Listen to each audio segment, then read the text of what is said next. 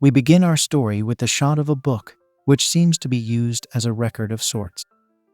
The person leaving it behind does not think that it will do much good, but he feels that it will at least help him organize his thoughts. Now, our hero tells us the events of his past that led him to this day. It happened right after spring break in high school when he was in class and staring off into space. At that very moment, a sudden surge of energy took over, and then our hero vanished from the scene. Now, he finds himself inside some kind of massive room, which is completely empty. As he tries to figure out where he has arrived, he is greeted by a fairy girl who says that this place is called Elysium. The fairy girl is the spirit in charge of this place, and her name is Epsilon. Our hero says hi, and introduces himself as Kurosaki Yoshitsune. The moment he says, the Epsilon completes some kind of registration, but he does not know what this means, so he gets confused. Now, there is an awkward silence, and Kurosaki has no idea what to say next. He even thinks about making some kind of small talk with the fairy girl, such as asking her about the weather and stuff. But that's not how he should be playing this. He can't believe that Epsilon is actually a spirit, because she is quite and curvy for that. Kurosaki wonders if he should be saying such things to a girl he's just met, especially because he's never complimented women before in his life. Now, Epsilon wants to know if our hero has any other questions he would like to ask her. If that is not the case, then she will transfer him to a normal space. Kurosaki gets to thinking and wonders what the whole thing regarding his registration was. However, he takes too much time in responding to the fairy girl, so she begins the transfer process. He asks her to wait a second, but it's too late to make amends now. Now, we see the king of another world talking to Kurosaki and some other people, referring to them as heroes. Upon closer inspection, our hero can see that he and his classmates have all been summoned to this unknown place. He has no idea what's going on, and then he notices a knight standing in the room. The design of his armor reminds Kurosaki of the famous role-playing games he used to have back in Japan. He needs to check if this is real life, so he pinches himself to see if all is well. As expected, he is indeed in real life, and not in some kind of dream. While he tries to still digest what has happened to him, his classmates seem to be excited to be summoned as heroes. They even wonder if they will get some kind of cheat skills to survive in this new world. But then Kurosaki wonders if there can be so many main characters in this story. In light novels and manga comics, there's usually only one hero who gets preferred treatment, so Kurosaki has to see if that will also be the case over here. Now, a mage asks the kids to come this way because they need to assess their abilities. Some more classmates start to get hyped up, but Kurosaki only looks at them as suckers because they should not think that this will be an easygoing lifestyle. On top of that, everyone seems to be happy about this fantasy situation they've found themselves in. Nobody really seems to care about the dangers associated with this life. And then Kurosaki notices something else. There are no girls here even though his class was filled with them. Something odd is definitely going on, and then we shift to one of the boys getting appraised. Kurosaki learns that there are game stats in this world, and the boys summoned here are more like players, with some of them even having an additional field and a class. A boy named Watanabe is told that he is a mid-class hero with the swordsman class, and he seems to be delighted about it. Basically, those with a class are considered to be mid-rank, while those without one are typically low-rank heroes. It's Kurosaki's turn now, so he waits eagerly as he gets assessed, and then he sees a symbol in front of him. As per what the fairy girl had told him earlier, Kurosaki states that he has the ability to look at the foreign language of this world and instantly translate it in his head. If that is the case, then he is reading this symbol as an indicator that he has not been given a class. This means that he is a low-rank hero, and life is being very cruel to him already. Now, we see 5 other boys named Ito, Tanaka, Suzuki, Satu and Takashi, all of whom are also low-rank heroes with Kurosaki. This means that out of 20 boys, there are only 6 low-rank heroes, which is rather embarrassing for Kurosaki. Now, a cute and curvy maid leads the heroes to their mansion. But the one where the low-rank heroes are going to stay at is very old and almost broken down. Kurosaki and the others most definitely do not like what they see, and then he takes a look inside. The rooms are horrible as well, which makes this mansion look more like a prison than anything else. In comparison, the mid-rank heroes have gotten the exact opposite kind of treatment with an extremely fancy mansion. Plus, they also get a whole supply of cute and curvy maid girls, so it almost feels as if they have been given a ticket straight to heaven. The claim is that such luxuries are being given to the heroes in order to make them more motivated and competitive. But to Kurosaki, this is more of unjust treatment. The loser boys are taken to the cafeteria of their mansion, where they meet the head maid known as Sylvia. She is cute and curvy to a whole other level, but she is not here to address any intrusive thoughts. Instead, she is going to explain to the loser boys why they have been brought here. To put it simply, they need to conquer the dungeon below them. This is because the country, and even the entire world, is run on the concept of dungeons. Whether it's food, fuel, or any other kind of necessity, all of it comes from the dungeons. In short, Kurosaki has figured out that the people of this world want him and the other loser boys to go and fetch these items for them. Of course, they are trying to make it sound nice by saying the heroes must conquer the dungeon. But if we are to look at it neutrally, then these boys have been kidnapped without any regard and are now being forced to do hard labor.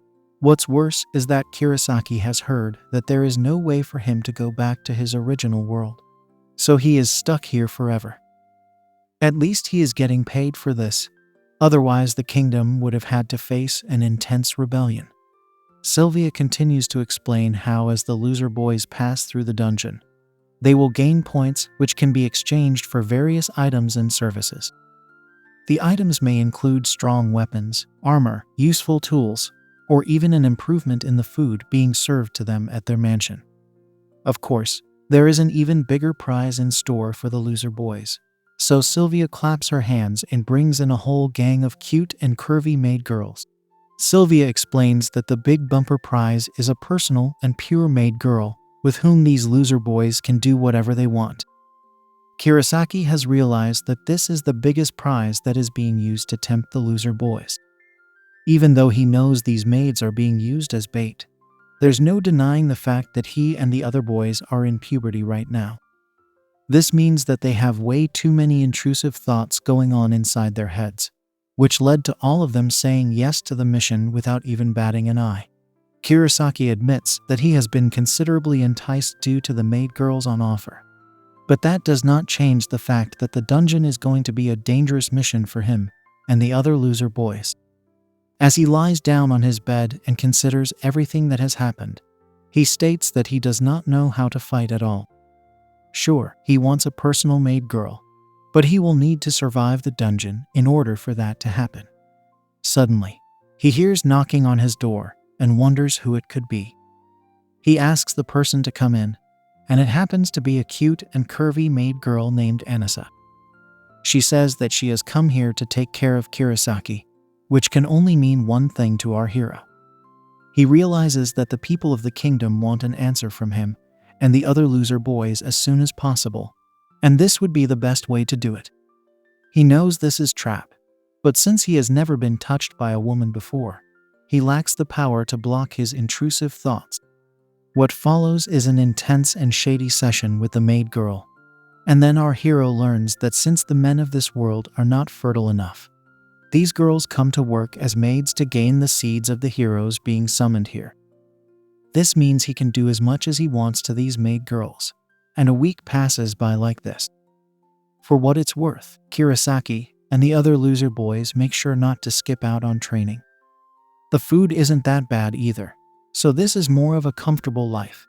However, it does beg the question if these loser boys are being turned into domesticated breeding horses.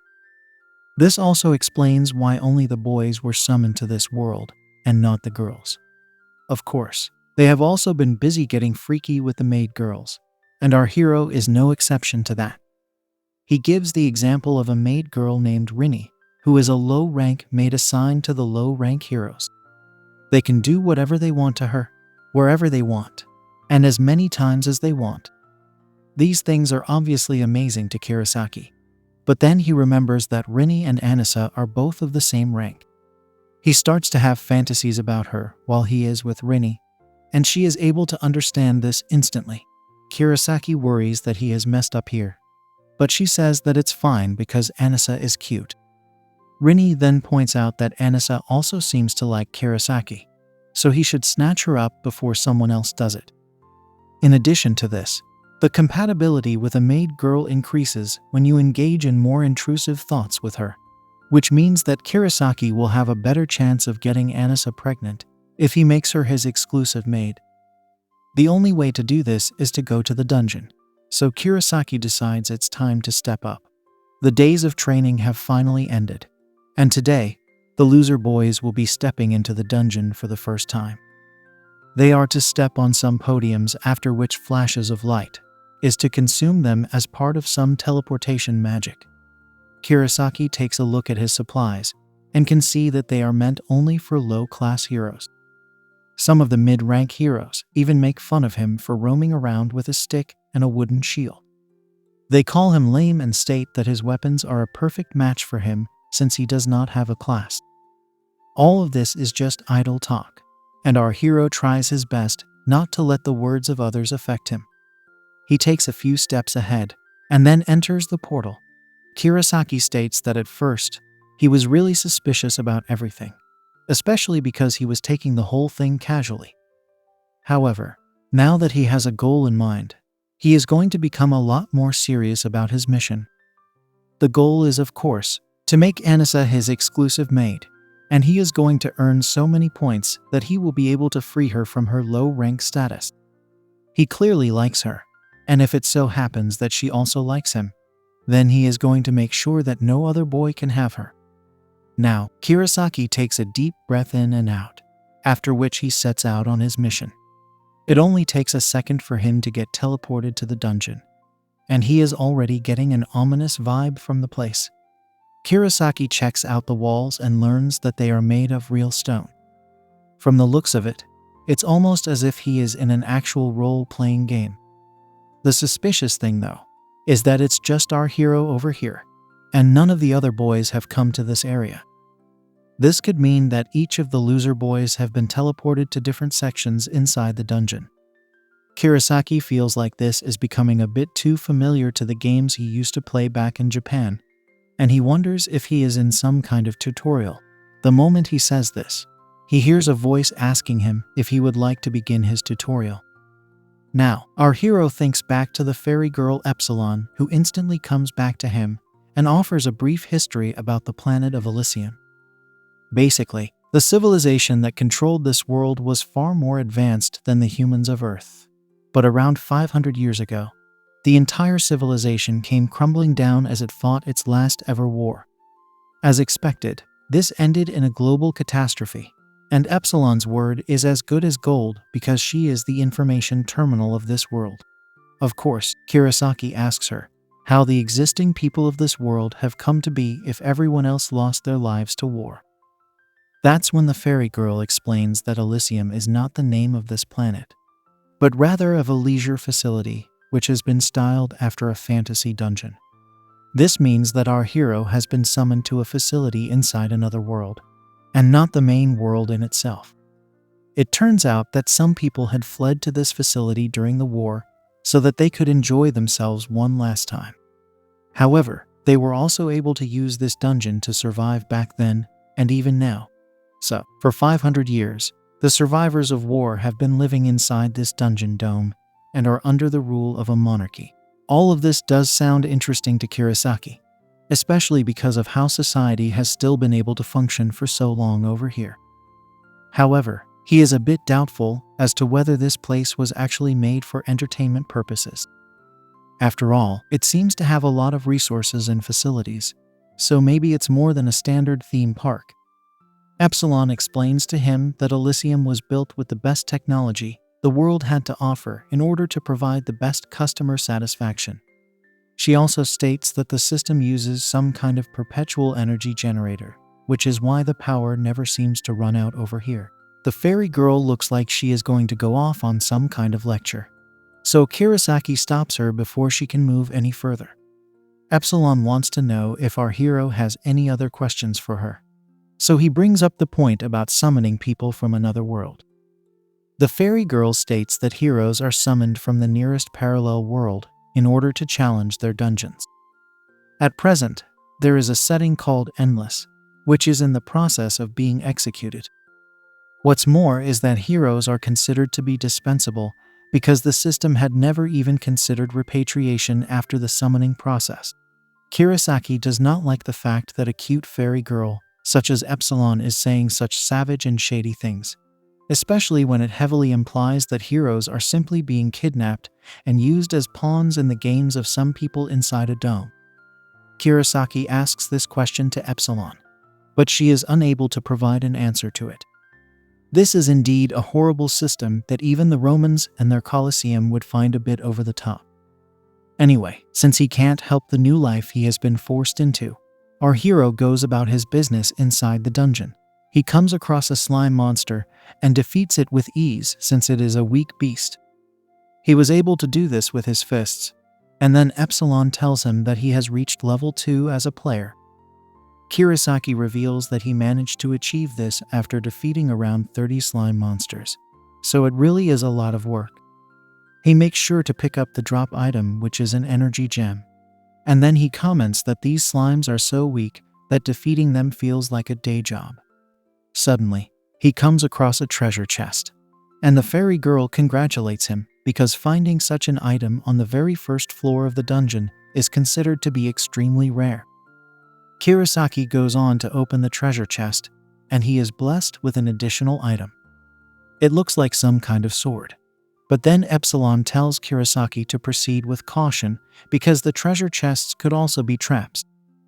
Our hero states that the fairy girl should really be telling him such things earlier on. But all's well that ends well. Anyway, Kurosaki takes a look at the requirements that have been given to him for earning the class of adventurer. He has fulfilled 2 of them by defeating slime monsters and opening a treasure chest. The final thing he needs to do is survive and come back from the dungeon alive. Now, he explains to us that while he did get the raw end of the bargain by not receiving a class upon being summoned, it was just a matter of sheer luck.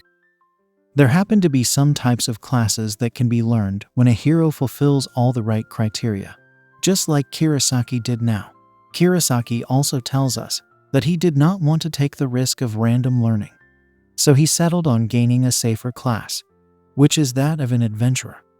This class will make it easier for him to defeat the dungeon because he will be able to fight with weapons, use some magic, and also gain search and exploration skills.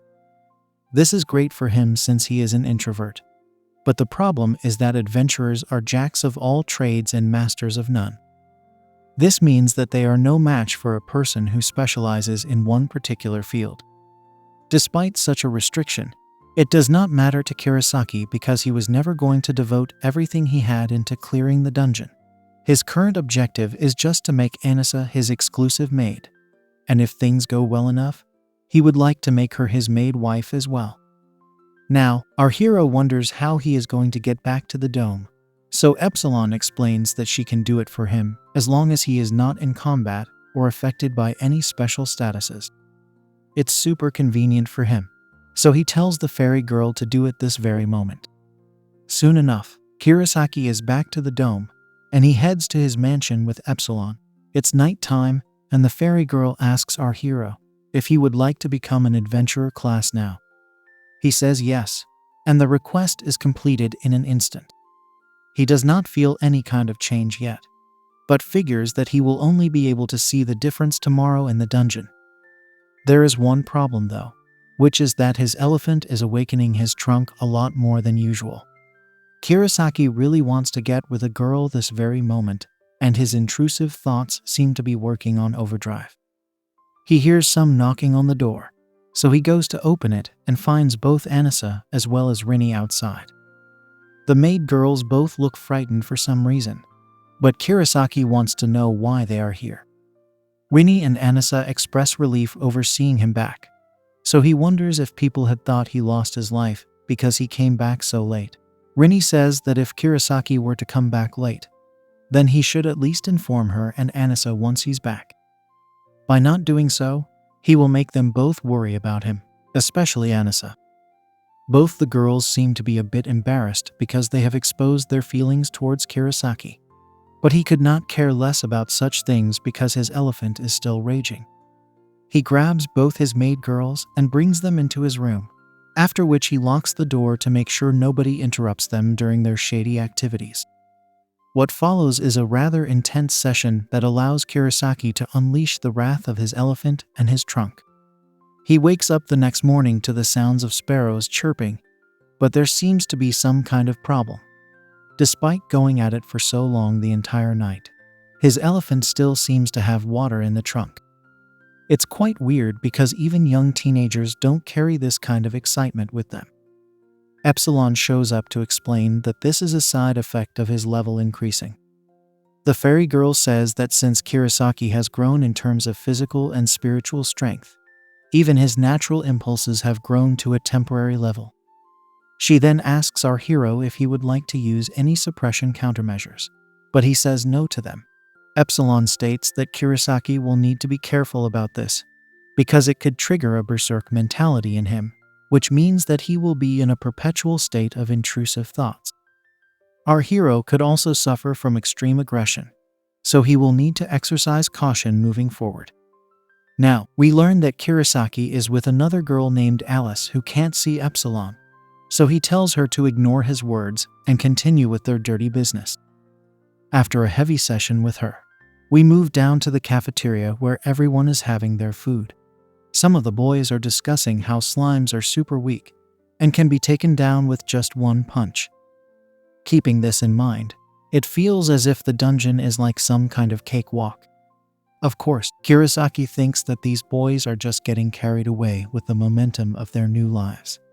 As long as they don't get tripped up, things should be fine. But the loser boys are pretty much like the Three Stooges at this point. Isekai'd stays away from them, so Kurosaki can't figure out what his deal is. And then there's Tanaka, who just looks like he's given up on everything, although that is not really his fault. After all, not everyone is able to take the life of a monster, no matter how weak it is. Modern Japan never had such philosophies, so to take the lives of so many slime monsters can leave trauma inside people like Tanaka. Now, it's time for food, but the meal that has been given to Kurosaki is very basic. It's nothing like what was being served to him the previous week, so he asks what's going on. Anissa tells him that he was being given yummy food for the past week because he was training and learning about her world. This means that the treatment was basically to motivate the boys to do well during their dungeon training. It's a bit of a scam in Kurosaki's eyes, but he knows that he has to make Anissa his exclusive maid, so he figures he'll keep saving up for now. Now, it's time for the second day of dungeon diving, but our hero has already grown tired of whacking slime monsters. He wants to go to the second floor, but he does not know where it is, and can only hope to find an entrance while walking around. Now, Epsilon asks Kurosaki if he would like to enable auto mapping, and he says yes. The map shows a lot of empty spaces, so our hero wonders how big this dungeon really is. But the fairy girl can't answer that question because it is confidential information. Kurosaki is not impressed by her reluctance to answer him, but he understands that she must be under some kind of obligation, so he asks her how big the first floor is. Epsilon states that it is 100 meters by 100 meters, and it is called Evergreen. Kurosaki is a bit surprised to see that a dungeon has a name, but the fairy girl states that its design was based off the motif of bountiful nature. This makes Kurosaki wonder if Floor 2 will look different from Floor 1. But there is only one way to find out. It turns out that there are other dungeons such as Grand Blue, Last Heaven, Sun Scarlet, and Sky Forest, but the easiest one is Evergreen, so Kurosaki will focus on beating it first.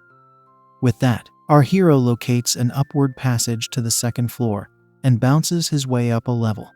Kurosaki is having a field day with the new skills he's picked up, and he even integrates them to make sure he can bounce off the walls. It's amazing for him. especially because he can now use the moves Accelerate and Leap. Of course, he feels that better names for these moves would be Control and Gravity, backed by Control Repulsion, which should help him perform all kinds of jumps. The problem is that he jumps so much that he starts to feel dizzy. Epsilon comes once again to explain that if Kirasaki's MP starts to run out, then he will start to feel dizziness and might even feel like throwing up. Our hero reminds the fairy girl one more time that she needs to say these things to him in advance. Otherwise, he will never be able to learn from his mistakes. Anyway, Epsilon states that Kirasaki will regain all of his MP once he levels up. Also, mana can recover over time as well, and we can see it when Kirasaki activates an invisible barrier to protect himself from a sneaky slime attack. Our hero starts to feel a bit better, and then he realizes that the mapping ability he just saw was his own skill and not Epsilon's. Then, he uses his region skill to heal his wounds. This is absolutely important for someone who is going on solo missions. Then, Kirasaki remembers that his stamina from the last night could have been due to the region skill activating. Plus, this skill affects those nearby as well, so it explains how the maid girls were also able to go all night without getting worn out. As he levels up, Kirasaki finally gains access to the standard storage box from another dimension. It's incredibly useful, especially if you have too many things to carry around with you. On top of this, all of Kirasaki's magical and physical abilities have improved by an impressive margin, meaning he is finally becoming more of a mid-rank hero. However, the free club weapon he got earlier has now broken down, probably due to it not being able to withstand Kirasaki's new powers. He decides to pull out the magic sword he got from the treasure chest earlier and uses it to slice down some slimes. It's an impressive tool for sure, but the issue is that it takes up a lot of mana while using it, so Kirasaki will have to be more careful. Epsilon agrees with his words, so he tells the fairy girl to take him back to the mansion so that he can go and get a backup weapon. She commences the logout procedure, and then Kirasaki heads over to the weapons shop, which deals exclusively with hero consignments. He checks out the massive variety of weapons on display and comments that he can find anything he likes over here. The shop owner shows up and greets Kirasaki, after which he asks what he can do for him. Kirasaki shows him the beaten-up club he had gotten at the beginning of his journey, and says that he would like to replace it. He also wants a fresh pair of shoes for some reason, and then the shop owner gives him some suggestions. He states that he does have iron clubs, but he would recommend a war hammer instead. The idea of such a weapon sounds cool to Kirasaki, so he is told to wait for a bit. Now, in the process of checking out all the items inside the shop, our hero becomes quite friendly with the shop owner. He reveals to Kirasaki that the other hero boys are actually huge jerks, and he is the only one who has been nice to talk to. The shop owner is also a soldier, so he states that he's not a slave over here, so he should be treated with more respect. Kirasaki can understand his frustrations, even though the soldier is not supposed to be complaining to another hero. He also reveals that Kirasaki is the first hero from this round of boys to come to his shop. Normally, such information should not be revealed to those who are coming from another world, because it basically proves that heroes are used as disposable pawns. Kirasaki is glad that he got some proof of these theories that were given to him by Epsilon, and he figures that work ethics are not valued in this dome. He then takes a look at his warhammer and likes it a lot. He picks it up along with a new pair of boots, and the soldier decides to give him fresh stock from the warehouse. He asks Kirasaki to wait at the shop for a bit while he goes and gets it, and our hero agrees. While he waits for the soldier to return, Kirasaki starts to hear some shady noises. As he pays closer attention, he can figure out that intrusive thoughts are being acted on somewhere. The source of the noise is a mystery door, so he goes ahead and opens it to find a rather shocking sight. This is when he sees that the girls of his class are engaging with the men of this fantasy world. It's almost like an assembly line, the way turns are being taken, and this is to raise compatibility. Of course, It's not like Kurosaki cares for any of these schoolgirls, because he had also just recently shifted to their class, and he comments that such things are just the way of the world. Now, the shop owner returns and catches our hero in the act. He laments the fact that Kurosaki has seen his own people being treated as slaves, but since he himself is not the most chivalrous person on the planet, he simply asks the soldier how the girls from Japan measure up to the girls from this dome. They then decide to have a group session, and it turns out that the girl is actually the soldier's exclusive summoned heroine. Apparently, the men from this world can buy girls that have been summoned from other worlds with soldier points. Since the men from the dome have low fertility, they try to raise their compatibility with girls from other worlds by engaging in intrusive thoughts with them as many times as they can. Kurosaki is made to believe that he was allowed to get it on with the shop owner's exclusive girl because he believed our hero would not be able to get her pregnant due to low compatibility. However, Epsilon revealed that this assumption was incorrect. Since both Kurosaki and this slave girl came from the same world, the chances of him getting her pregnant was actually a lot higher. It also looks like the heroine girls are put under some kind of mind control spell, but Kurosaki does not want to get into the details of it because it could cause problems for him. It's best for him to focus on aspects that directly impact him, so he decides to go home and get freaky with his maid girls. With that, he bids farewell to the shop owner, who has most definitely become his new buddy. It seems to be a comfortable life for Kurosaki, and then he figures that he will go to the dungeon again the next day. The next day, Kurosaki uses his new war hammer to the test and achieves a whole new level of power. He smashes through slime monsters as if they're nothing, and by the end of it, Epsilon congratulates him for reaching level 3. Sadly, our hero is growing tired of defeating slimes, and he wants to go down to the real second floor, not the one he thought he was going to after using up all his mana.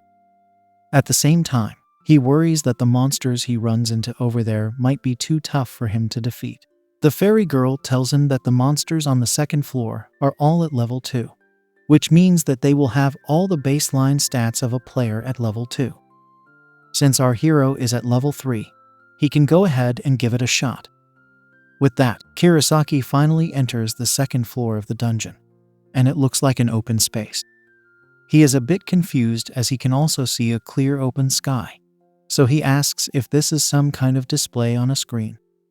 Epsilon explains that this is not some kind of illusion, and is actually real life itself.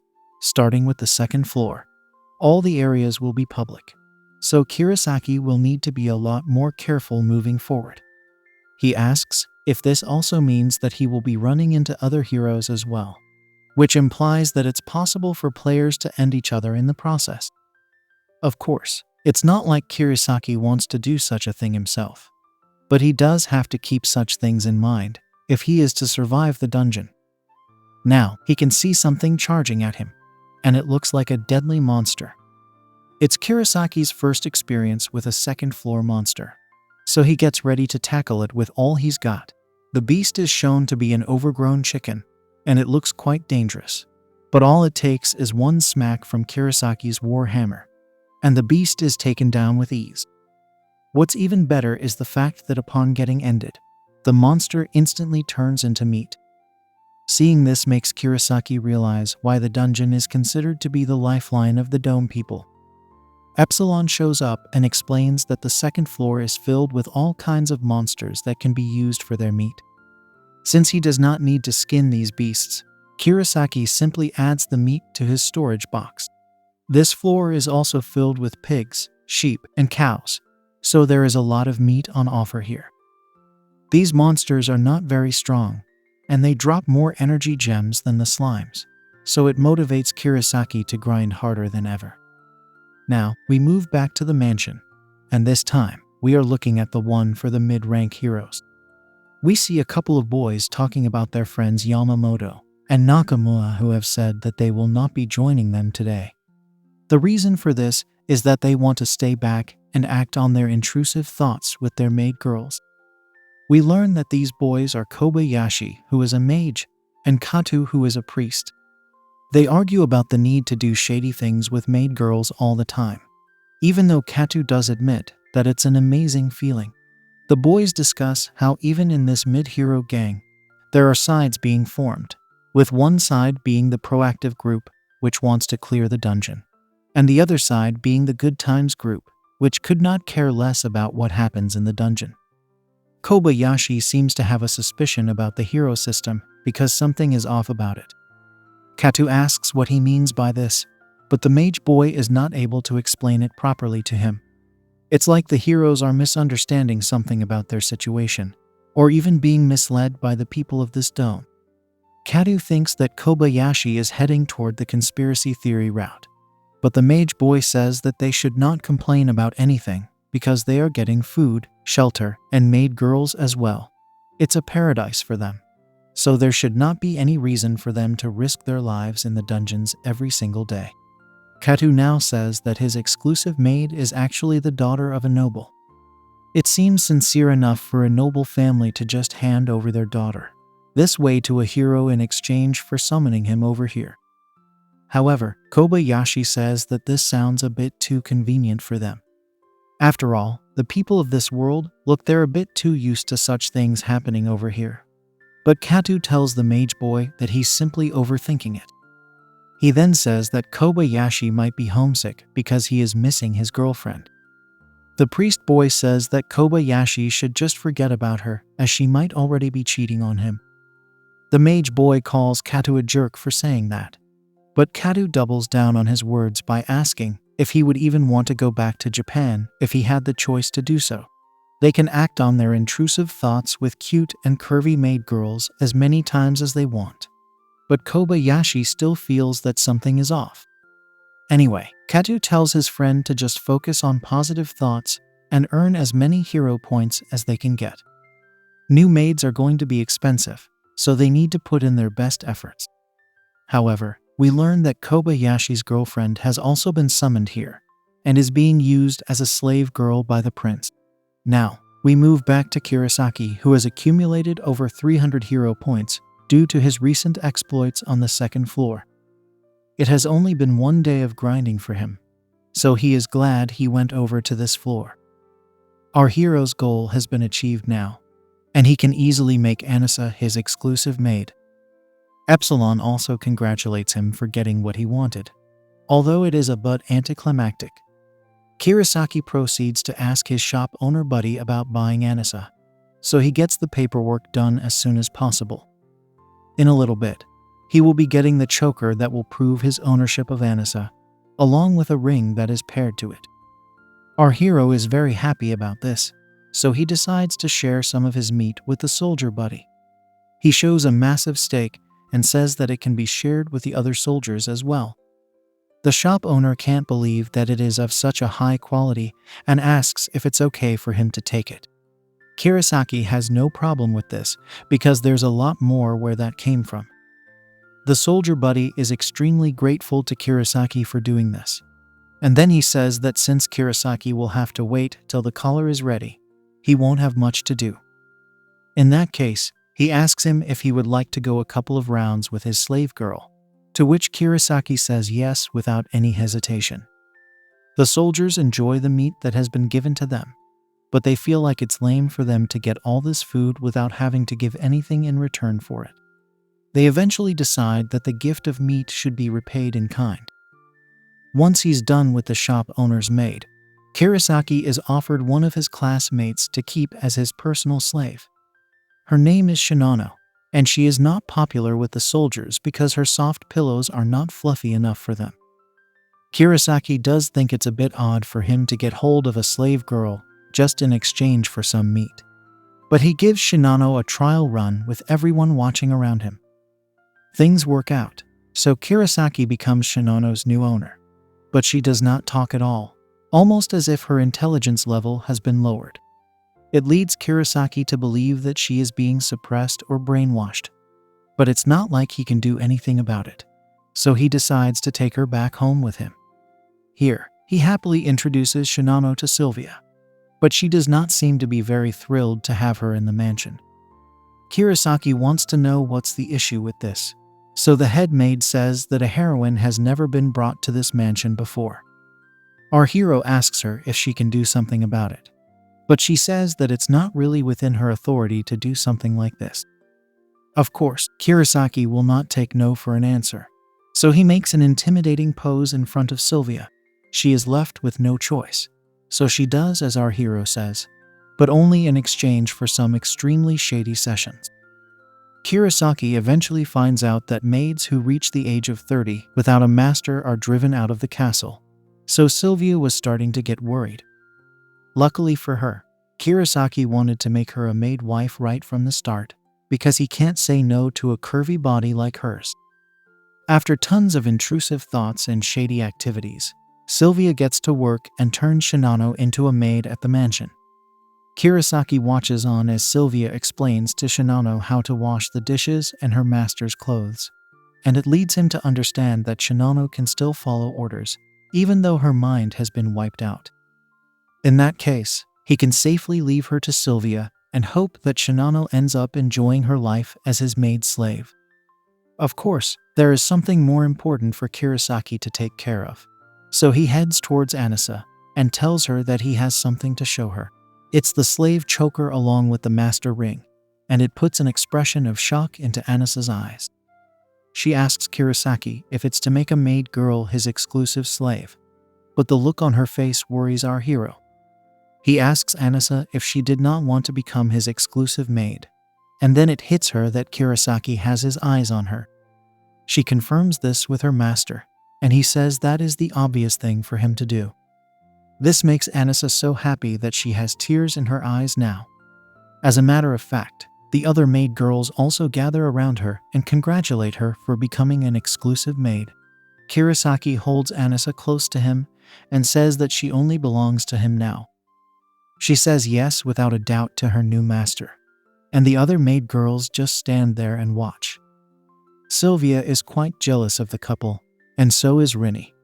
But it's hard to say what Shinano is feeling. What follows is an extremely shady and intense session, after which Kurosaki states that he slept quite well. He says that Anissa was really cute with him last night, and it felt good to get busy with just one girl.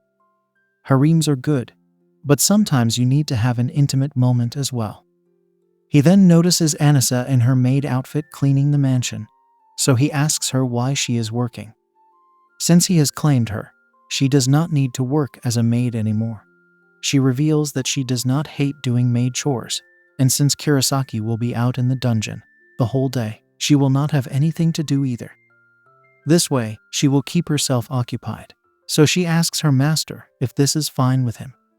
He has no issue with this at all, but our hero does realize the need to make sure none of the other men have a go at his exclusive maid. Kurosaki goes to the cafeteria to announce that Anissa is only for him and no one else. But even after doing this, there are a few men who may not listen to him due to jealousy. Luckily, Kurosaki gives them some meat to win their favor, and it all works out for the best. However, there is one incident where the fat kid Tanaka tries to have his way with Shinano. He is one of the other low-rank heroes, so he is easy to forget, and he might have gotten confused or something regarding Shinano, even though she is also Kurosaki's exclusive maid. Fortunately, the soldiers came running to the scene and apprehended Tanaka before he could do anything to Shinano. The fat boy gets thrown into a prison for his shady actions, and Kurosaki does not seem to have a problem with that at all. Later at night, Rinny also tries to get our hero to buy her, but he makes her wait for it. Then, Epsilon tells Kurosaki that Shinano is not currently in her fertilization period, so she asks if he would like to have her magically fertilized. He says no and would prefer to suppress the fertilization to avoid any drama. The fairy girl explains how she can suppress this process by holding back the embryos before they could get implanted into the uterus. This way, Kurosaki does not have to worry about getting Shinano or any of his other maid girls pregnant. Epsilon keeps explaining how she goes about her fertilization tactics. But our hero is clearly more interested in his shady acts with the maid girls. There is one big issue, though, for Kurosaki, and that's the weekly status checkup. He fears that his class will be discovered, which will then have him promoted to a mid-rank hero. Of course, he has no desire to live inside the castle, as he is very happy with the way things are in the mansion. He also wonders how much money he would need to support 2 wives and any children that come from them. Kirasaki's dream life is to have a ridiculous number of kids and take care of them all once he grows old. Now, he goes back to the dungeon on his 4th day and finds a whole range of cows to slaughter. In this world, beef is considered to be more valuable than chicken or pork, just like in Japan. This is why Kirasaki decides to go for cows more than any other animal. He starts off his hunting process by throwing some rocks at the cows and bulls, which angers them to the point of attacking him. Then, he launches a mid-air movement combo to take all of them down within 1 second.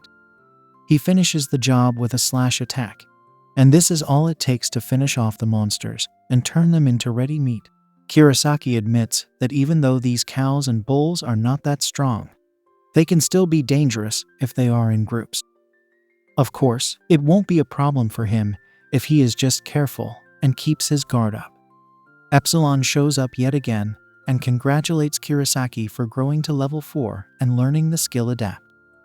He is happy to hear this, although Adapt just sounds like a passive skill which will help him adjust to his environment. He confesses that even though he does not have a combat class, he has just been learning boring skills, and it's making him annoyed.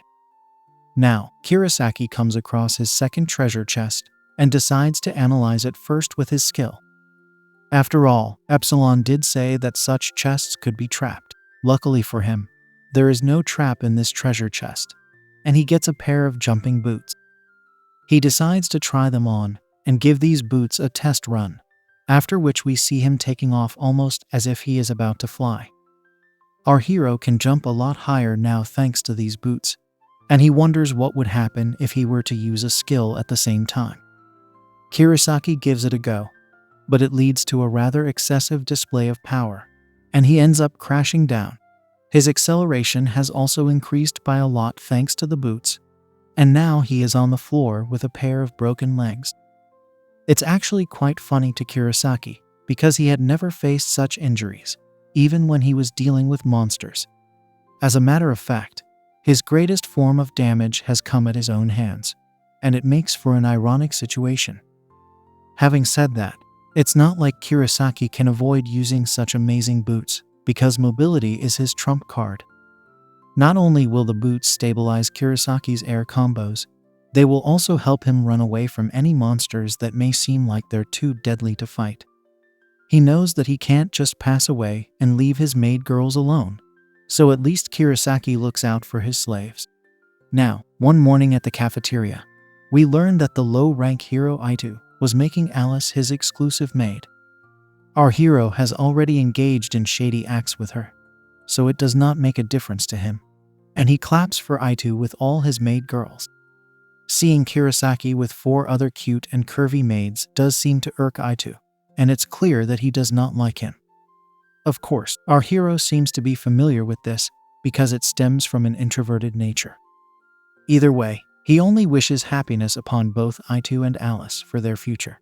Meanwhile, at the mid-hero mansion, intrusive thoughts are understatements for the debauchery that is going on over there. The heroes have become addicts to a whole other level, and they discuss how they almost lost their lives while taking down a black cow monster the other day. It took 4 mid-rank heroes to finally defeat the beast, and even though it may not have been a final boss, it was still pretty tough. At the same time, we see Kirasaki defeating the exact same monster all by himself, which means that he is on an even higher level than the mid-rank heroes. After this, Epsilon congratulates our hero for completing the 2nd floor of the dungeon and gaining management rights to it. Kirasaki does not understand what management rights mean, so he asks if he has done something special over here. It could have to do with the giant black gem that dropped from the big black cow after he defeated it. However, the gem broke away as soon as it dropped because the monster fell on it. Now, Kirasaki had thought that the cow was just an alternate colored trash mob, but his diving attack was way too powerful, and he ended up taking down a boss. The name of this floor is the Rumble Pasture, and Kurosaki has been able to conquer it without really breaking a sweat. With that, the stairs towards the third floor of the dungeon open up and Kurosaki walks down in order to take a peek at what's waiting for him.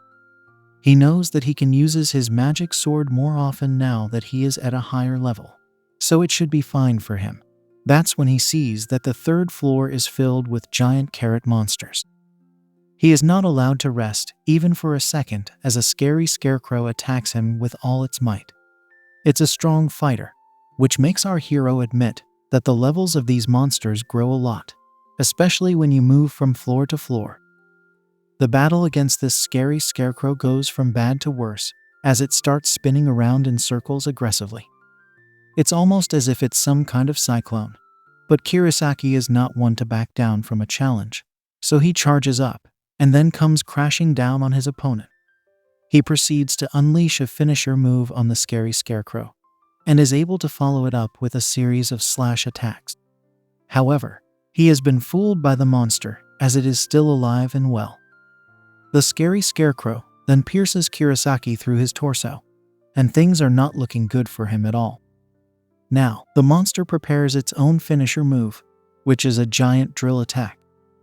Kurosaki feels that this might just be the end of him, but then he remembers that he has a whole harem of maid girls to take care of. That's all the motivation he needs to break out of this trap. And then he goes all out against the scary scarecrow. It's an absolutely brutal display of strength, as Kurosaki gives it all he has against his opponent. He goes from one attack to the other in a matter of seconds, and even takes out the monster's drill. This is still not enough to take it down since it is the final boss of this floor. But Kurosaki has the power of cute maids and intrusive thoughts on his side, so he continues the fight. He unleashes one more finisher move, and the slashes are good enough to finally defeat the scary scarecrow. It was a hard-fought battle for Kurosaki, as can be seen in the way he is barely holding on to his breath. But he has been able to emerge victorious. With this, he has also acquired the management rights to the third floor of the dungeon, which is called the Demeter plant floor. What awaits Kurosaki moving forward? How many more maids are going to become his exclusive slaves? And what exactly is the deal with the way people treat heroes in this world? After Kurosaki is done with the scary scarecrow, he heads back to his base because he definitely needs to recover from what has just happened. He is barely able to make it back, but he eventually runs into Rinne, who is busy with the laundry. Our hero announces that he is back, but his shaking legs and bruised body make the maid girl panic. She rushes towards her master, asking him if he is all right, because his state is not too good. However, he says that he will be fine once he uses his regeneration skill. As of now, he is just tired, so needs a curvy girl to offer him her lap. Rinne puts her master's head in her lap and the two of them rest under a tree, which is a rather sweet and innocent scene compared to all the debauchery we have seen so far. Rinne tells Kurosaki that he should not go around pushing his limits because there are people who care about him now. Kurosaki is just happy to hear such an affectionate line from a girl, which is something he always wanted in his past life. Rinne further states that if anything were to happen to her master, then both Anessa and Sheena would be devastated. Rinne states that she too would be heartbroken if anything were to happen to Kurosaki, and then she tells him that he has finally become a complete hero. After all, not only has Kurosaki purchased Anessa as his bride, he has also made a heroine as his bride. This is a lot of sweet talk for a maid girl, so our hero wants to know what her objective is from all this chatting. Rinne states that she is aware of Kurosaki buying a bunch of low-rank maids. He confirms this, and then she bows down to him, begging her master to take her as his bride as well. She wants him to put a baby inside her because that would be the greatest blessing to her. Rinne swears that she will be useful to Kurosaki and is willing to accept any weird or shady preferences that he may have, even the ones that would make Drake and Diddy blush. Suddenly, Epsilon shows up and says that Kurosaki has acquired the management rights for Rinne. It's a rather odd for him to gain these rights, but such is the way for a man of culture. He does not recall receiving this message regarding Anessa or Sheena, so this could mean that Epsilon is evolving as a fairy girl. Of course, these are all theories, so our hero needs to just accept things as they are. It turns out that he had planned to make Rinna his wife anyway, so he might as well do it now. However, he can't shake off the feeling that this feels like a carefully calculated request. The bottom line is that Kurosaki wants Rinna to get added to his collection of maid wives, which at this point just seems like the shadow army of Sung Jinwoo from Solo Leveling. Our hero reveals that he had already spoken to the head maid Sylvia about this as well, and he had gained her approval for the same. After all, Sylvia had pretty much begged him the same way Rinna is begging him now. Of course, every man would love to be popular, but with fame comes its own set of responsibilities. After all, Kurosaki can't afford to bite the bullet now with so many babes depending on him. He was already being careful during his dungeon quests, but now he has to add one more layer as yet another maid girl becomes his wife. It's time to put Rinna to the test, so Kurosaki awakens the diddler within and begins his evaluation. He wonders how long Rinna will be able to hold out, especially because of his regeneration skill, which makes him an endless elephant water spiller. Rinna locks in for the performance of a lifetime and tells her prospective husband that she is ready for his shenanigans. What follows is an extremely shady display, and Epsilon comments that Kurosaki's natural MP regeneration rate is higher than the amount of MP that is needed to use the Regen skill on his elephant. That sounds just fine to our hero, because this effectively makes him the god of shady activities. In other words, Kurosaki can literally keep going until he gets bored. Rinna does not know who he is talking to as she can't see Epsilon, but there is no time to focus on a fairy girl as she is about to unleash her own kitty water. Rinna is pretty much done for, but Kurosaki says that there is no time to take breaks. They keep going at it and do unspeakable things as our hero tells us that he has not put a baby into any of his low-rank maid wives yet. The reason for this is that the women of this land have been afflicted with some kind of condition that makes it almost impossible for them to conceive. This is why it's needed to have heroes with good elephant water in this world. The women with low-class heroes would get expelled from the castle if they fell out of favor, and they would be sent to the castle town. On the other hand, women with mid-rank heroes had an easier time conceiving, which would lead them to become middle rank as well. Now, after a Supreme WrestleMania version of shady activities, Rinna is done for, and our hero gets the notification that she has been successfully fertilized. This also happens to be an extremely rare case of twins, meaning Kurosaki has really outdone himself this time. Epsilon is about to implant the eggs, but our hero tells her to preserve the eggs instead as he wishes to wait till his maid wives give birth. This skill effectively allows Kurosaki to control the fertility of his maid wives, but Epsilon warns him that excessive childbirth could lead to an increased risk to the mother's body. Kurosaki says that he wants Epsilon to continue preserving the eggs, and only to implant them when he tells her to. They can be done one by one in the order of which they were preserved, but Kurosaki needs to know if this is something that the fairy girl can do. She can very much do as her master commands, and she begins the process for Anessa, Sheena, and Rinna.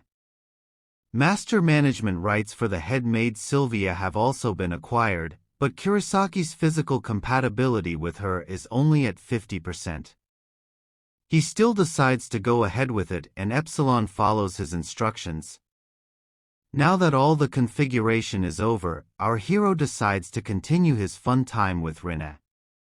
Her petite size does something to his intrusive thoughts, further indicating that Kendrick Lamar's next diss track may be directed towards Kurosaki.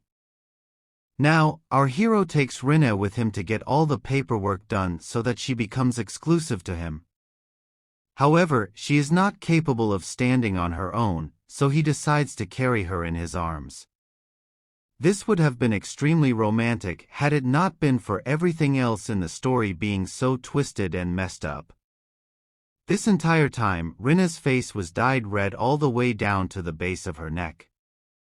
It made her look extremely cute, which awakened Kurisaki's intrusive thoughts once again. We move to the next day where the other low-rank heroes sit at the table and discuss heading over to the second floor of the dungeon. They feel they have become good enough to explore it together and increase their levels. After all, it does not make sense for them to just waste time on ending slimes all day. This is mainly because the boys want to buy a maid wife and gain exclusive access to them. Kurosaki is also at the bar enjoying a meal, and he comments that it's nice for the boys to have such high hopes, but they need to come back to reality. They have not farmed many points yet, neither have they been able to end enough monsters to gain the rank of warrior class. Either way, none of this matters to our hero, and he has no intention of blocking the dreams of these boys. It's time for him to leave, but as he exits, he notices Alice feeding Idu in a rather cute manner. She asks Idu how his food tastes, and he simply smiles because this is as good as life is going to get for him. Kurosaki is happy to see Alice and Idu getting along so well, and he greets them with a smile. Alice smiles at him, but Idu looks at our hero with anger, so nothing has changed from that perspective, although it does feel that he may have mellowed down just a little bit. It's Kurosaki's 6th day going to the dungeon now, and he decides to warm up for his next conquest. There will be a weekly checkup the next day, but Kurosaki does not want to get promoted at all. It would be best to remain at low rank while discussing with his wives what they should do about their future. He gets done with his warm-up and tells his maid wives that he will be off now, so they tell him to stay safe for them. Suddenly, Rinna has something to say, as she asks him if it is really necessary for him to be putting in so much effort. He is touched by his latest wife's concern, especially when she says that they can all find a way to live off the gems that drop off from hunting slimes. She also says that Kurosaki could just retire from the life of a hero and move to the town with his wives. They would all work together to support him, and they would not mind doing it at all because all of this will be for nothing if Kurosaki goes out there and loses his life. Anessa takes a look at Rinna and can feel her pain, while our hero is shocked by her behavior. After all, Rinna was painted as this girl who is just selfish, but in reality, she is actually quite caring. Kurosaki realizes that when he gets back, he will have to spoil Rinna a bit for being so concerned about him. He even says that living life like a house husband is not too bad, but it is also a pathetic way of life for a Giga Chad. Being a leech on your beautiful and hard-working wives can only be classified as beta male behavior, and our hero is not at all of that category. Either way, he thanks Rinna for being so caring and even pets her on the head to show his appreciation. He promises to work hard without putting in much risk, and the rest of his maidwives also cheer for him. He promises them all that he will be back safe and sound, because he would love to get into a group party with all of them once he's back. Kurosaki tells us another fact of his new life, which is that the energy gems dropped by monsters actually make up the energy source of this world. The people here were capable enough to handle slimes, which allowed them to continue collecting these gems till they powered up. However, unlike heroes, they were unable to gain classes or skills. Even though their physical abilities would improve, it was still a severe handicap when it came to clearing dungeons. In that regard, Kurosaki is glad that he is a hero.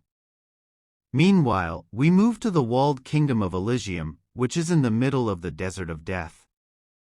This kingdom is not protected by its wall, but rather by the environmental shield that was deployed around their ancient leisure facility, also known as their dungeon. The largest seafood wholesaler in the country had established its headquarters in the corner of this kingdom.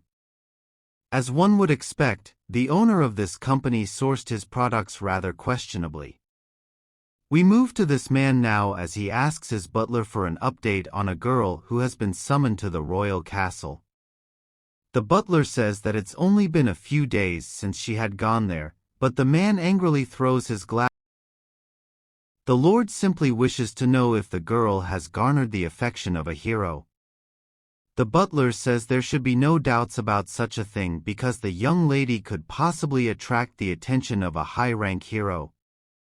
The Lord says that it would indeed be ideal if she got the seed of a higher-ranked hero, but as of now, it's the numbers that matter to him.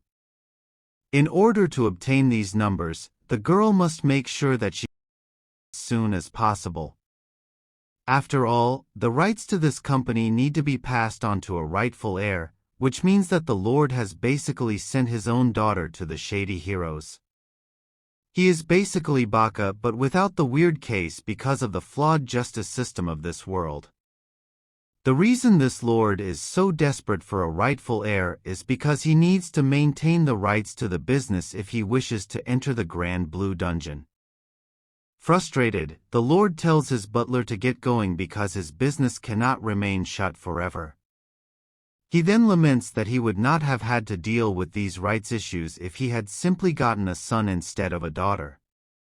The phantasmal dungeon known as Grand Blue possesses the Ripple Ocean, which has a lot of wealth in terms of seafood. In essence, this is what elevated the Lord's family to acquire so much money in the first place. So, it makes sense for the Lord to transfer the rights soon, otherwise his company will lose its access to the Ripple Ocean. Also, no one else will be allowed to gain those rights once they are gone. As he says this, we see Kurosaki defeating the boss of the Ripple Ocean floor inside the Grand Blue Dungeon.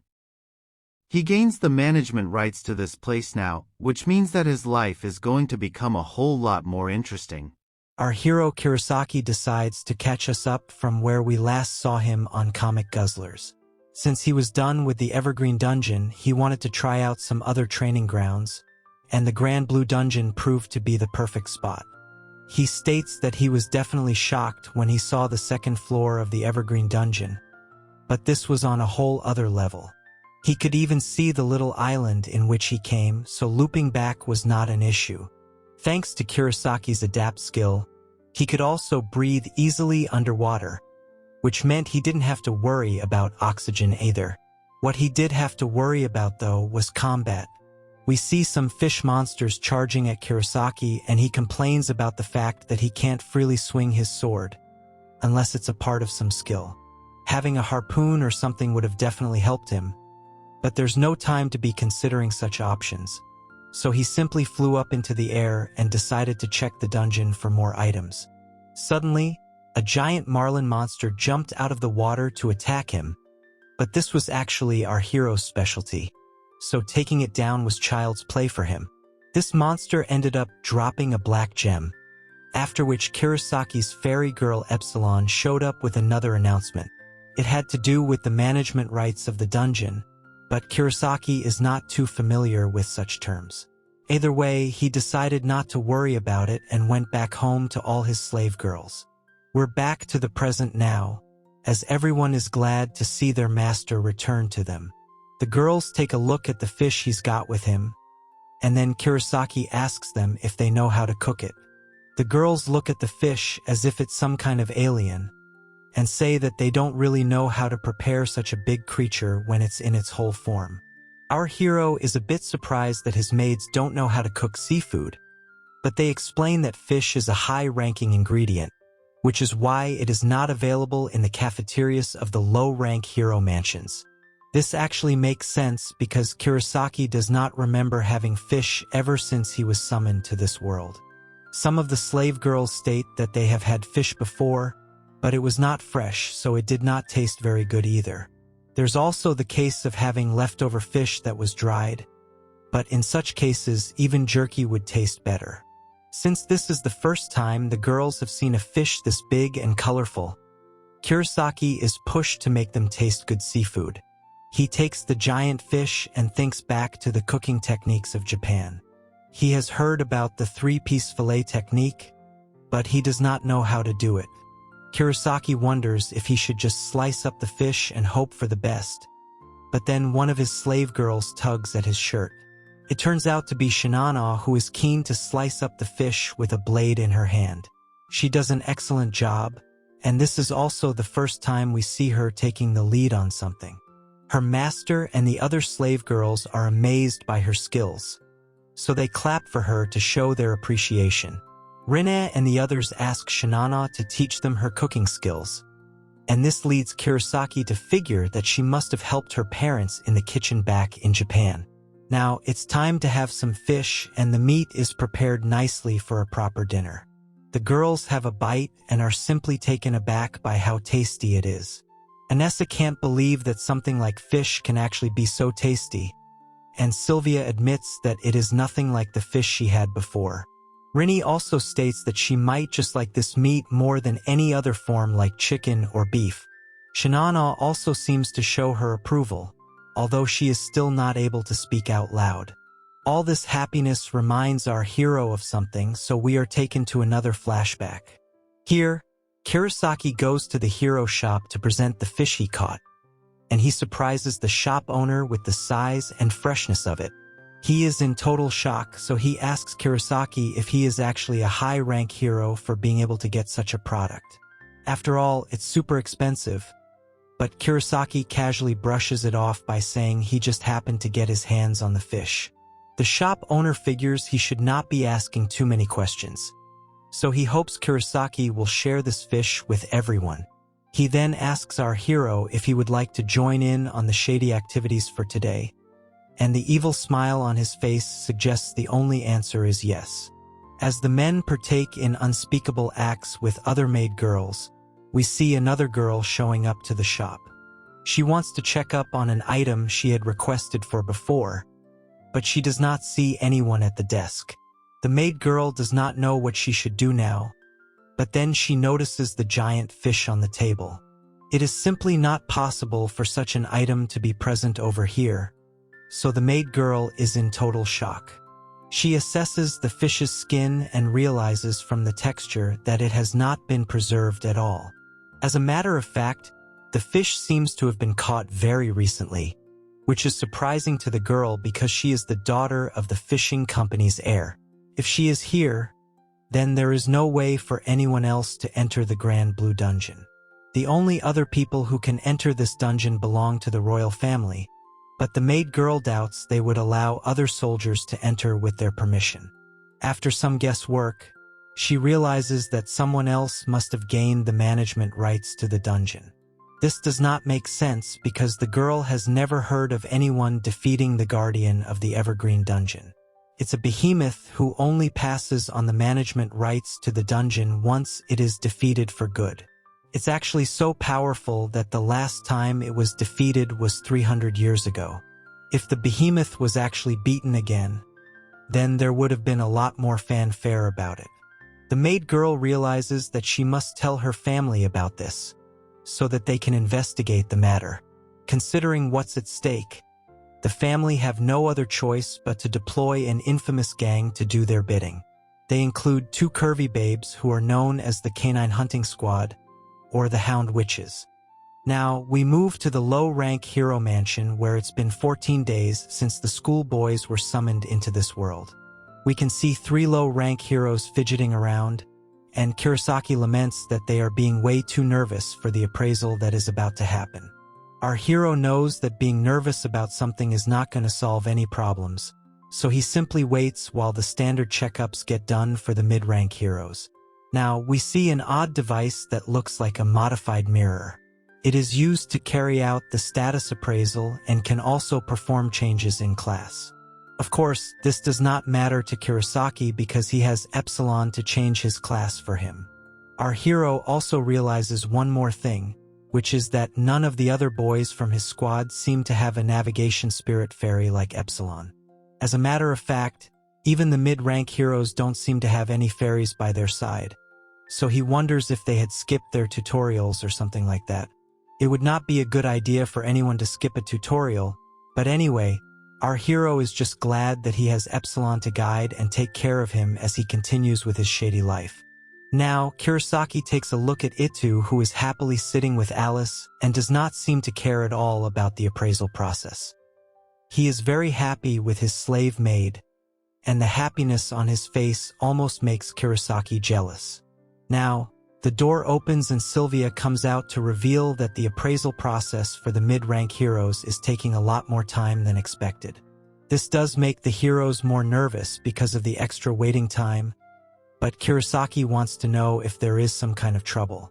Sylvia says that it's nothing to worry about because it's just that some of the heroes are not too happy with the results of the appraisal. There were 3 mid-rank heroes who got promoted to high rank, but there aren't only 3 fixed spots, so even more heroes could have gotten promoted as well. When a high-rank hero is made, there are lots of benefits to be had. First of all, there will be elite and innocent maid girls coming to your service, and in addition, there will also be various nobles and merchants that will become your patron, thus guaranteeing your future.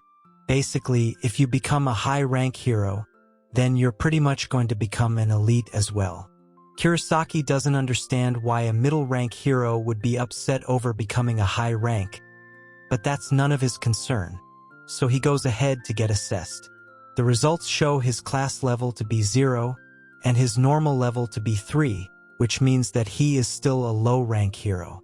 Kurosaki calmly accepts the decision, but tells us that he did expect this to happen. After all, the results of this appraisal are false because he has used his disguise skill to keep his true stats hidden. If Kurosaki was shown to be a class holder, then he would have had to leave the low-rank mansion immediately. At the same time, if his level was too low, then he would probably get expelled from the castle for slacking off too much. Sylvia seems to be very puzzled by this, so she stares at Kurosaki, but he hopes she remains quiet till he explains everything to her later. Now, our hero wonders if things have gone as well as he would have imagined. He has a lot of maid wives, so if we keep that in mind, then maybe level 3 is too low for him. However, the appraisal boys are not too keen on checking for consistency as they are only concerned about what's there for lunch. It's pretty much the same over here as it is back on Earth when it comes to bureaucracy. Kurosaki does not need to worry about much for now, but then one of the low-rank heroes is promoted to mid-rank, and he seems to be extremely happy about it. He goes on a rant talking about how powerful he is, and he tells the others to address him as Sir. As expected, the other heroes are not at all happy with this because they took down the same number of monsters as the one who got promoted. They want to be assessed again, and it leads to high tensions. Seeing this makes Kurosaki realize that something similar might have happened with the mid-rank heroes as well. Suddenly, someone taps him on the shoulder asking for a favor, and it turns out to be Itu. As expected, Kurosaki gets creeped out, so he takes a moment to calm himself down from the jump scare he just got. He asks Itu what's up, but his heart is beating faster than what it was during his first time with a girl. Obviously in this case it's for different reasons, but for now, Itu is only interested in asking for a favor. He wants to learn the skill disguise as well, so he asks Kurosaki if he can teach it to him. Our hero is pleased to see this because it's the perfect example of an antisocial boy. However, he is also puzzled as to how Itu realized he was using the disguise skill for the assessment. That's when he decides to ask Itu if he heard that from a navigation spirit, to which he says yes. This makes our hero question the truth about everything, and he turns to Epsilon because she should have told him there were others like her. Of course, it could simply be a case of these fairy girls not liking each other. But then Kurosaki gets interrupted by Itu, who says that he only wants Alice. He has no interest in any other maid girls, and he finds it annoying how some of these maids always get in his way with Alice. These maid girls may go around calling Itu Master Hero in public, but then they go behind his back and make fun of him. Itu turns to the dark side as he wishes no other maid gets in the way of his romance with Alice. He would actually want these maids to drop to the floor lifeless, or even better, he would love to end all of them with his own bare hands. As expected, this is a bit too much for our hero to handle, so he tells Itu to calm down, even though he does understand why he is being so negative. Kurosaki eventually agrees to teach this skill to Itu, which makes him very happy, and he promises to pay back our hero. Alice also bows down to Kurosaki with gratitude, and then we shift to the bedroom where our hero engages in his regular shady sessions with his maid wives. Everyone is in attendance, so Kurosaki would like to go over everything again. His objective with his maid girls is to live a safe, peaceful, and enjoyable life together while also raising their kids. This means that it would be ideal not to get involved with any mid-rank heroes, as that could lead to a power struggle. Rini agrees with her master, and then Anessa states that she has heard some very unsettling rumors. Apparently, there have been some mysterious disappearances among the mid-rank maids, which is quite alarming. This means being in the low-rank mansion is much better for everyone, but it also meant that the head maid Sylvia would need to be more patient. After all, if Kurosaki buys her, then the mansion will have to hire a new head maid, which he can't afford, as the status quo needs to be maintained. After all, Sylvia can help him and the others from getting kicked out of this section in case newer heroes got summoned over here. Epsilon further explains that the exact summoning period is unknown, so nobody can accurately predict it. There's also the fact that when a summoning target is spotted, then the summoning is triggered only when there are 30 other people in his vicinity, and all of those people also come along with him. This is a bit disturbing to Kurosaki, but it makes perfect sense. After all, high school students have a long life ahead of them, and are always found in large groups during school hours. Sometimes, older people in crowded trains are also summoned, but they don't have as much use as a younger stallion.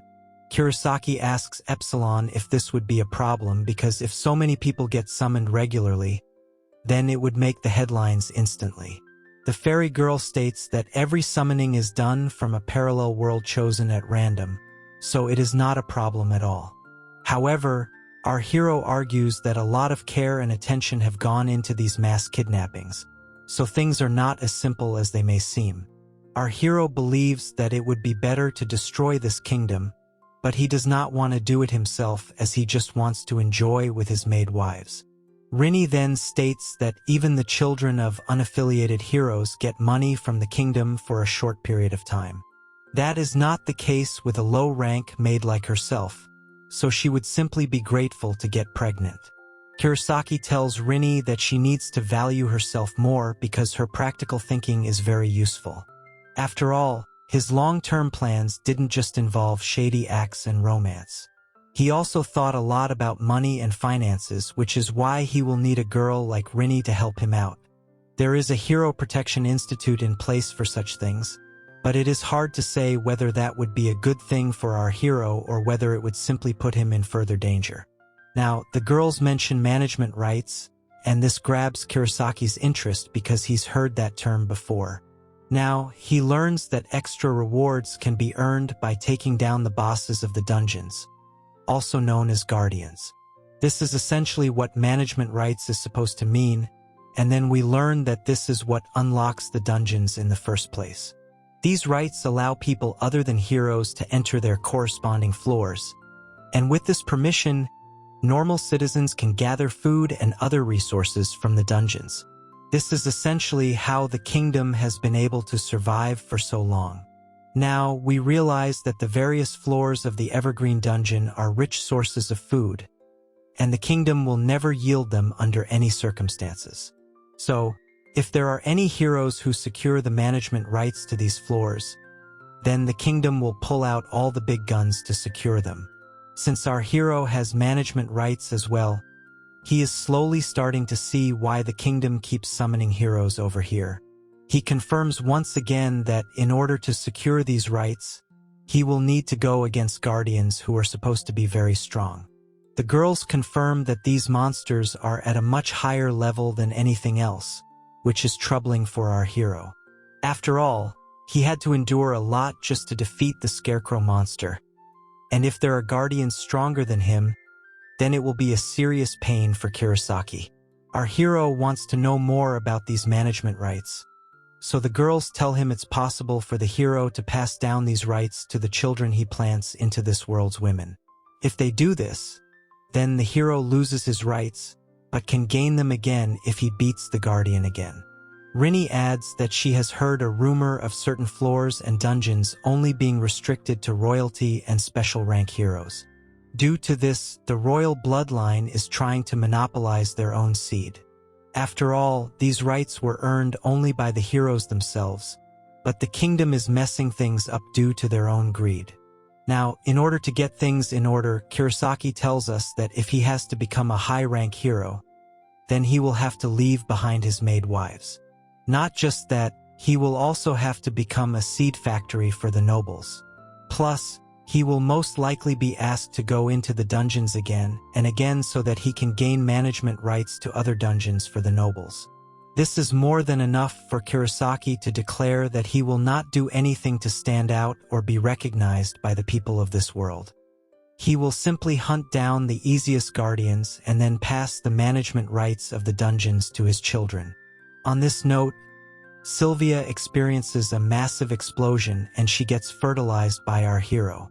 Now, Kurosaki is asked if he would like to pass down the management rights of any of his dungeons to the child inside Sylvia, but this has become a bit confusing now for him. Before we can get any further explanation on this, we see Kurosaki in the middle of an open field. He has his weapons and is looking around for a bit and he finds a bull. However, this is no ordinary bull, but rather the guardian of the rumble pasture, known as Catable Pass. This beast has a scary ability known as the Evil Eye, which has the ability to paralyze its target within sight. Of course, since Kurosaki is a solo player, this final boss is his natural enemy. Normally, this would be a tough fight, but since our hero can fight in the air, this guardian gets reduced to nothing more than beef stew. One slice is all it takes for him to defeat the bull, and then the black gem drops, which means he is ready to take the management rights to this dungeon. Now that he has done this, the other rights holder would have lost his stake in the dungeon, so the kingdom will need to summon someone else to come and take those rights back. There's also the case of rights being transferred down to children, and since Kurosaki has become totally familiar with the game now, he has decided that the rights to the rumble pasture will go straight to Anessa's tummy, meaning her child will get these rights. Of course, Anessa's kid has been kept on hold, so this is more like an advance booking for when she does get pregnant. Now, the maid girl does not know of the pause effect caused by her master, and he has no intention of revealing it to her either. Next up is Rinny, who is being given the Demeter plant dungeon rights. She happily accepts the gift, but is a bit shocked that her master has been able to gain the rights to so many dungeons. As a matter of fact, he himself is quite shocked that he was able to achieve this, but then again, it's because Epsilon decided not to include the most important part of the explanation. The girls have no idea about the fairy girl, but Kurosaki also decides to leave it at that, and then he moves to Shinano. He wants to give her the rights to the Ripple Ocean dungeon, but the other maid girls are alarmed by this, so they ask him to stop joking around.